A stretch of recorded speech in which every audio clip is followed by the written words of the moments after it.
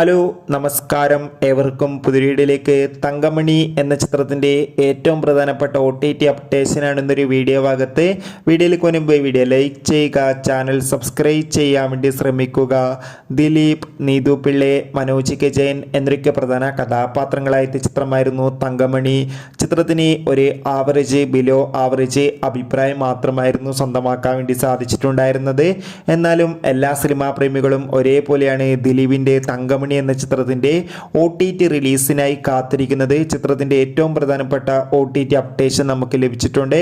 ആ അപ്ഡേഷൻ മറ്റൊന്നുമല്ല, തങ്കമണി എന്ന ചിത്രത്തിൻ്റെ OTT അവകാശങ്ങളൊക്കെ സൈനാപ്ലേ എന്ന OTT പ്ലാറ്റ്ഫോം സ്വന്തമാക്കിയെന്നും ചിത്രം ഉടൻ തന്നെ സൈനാപ്ലേ എന്ന OTT പ്ലാറ്റ്ഫോമിലൂടെ OTT റിലീസ് ചെയ്യുമെന്നാണ് റിപ്പോർട്ടുകൾ സൂചിപ്പിക്കുന്നത്.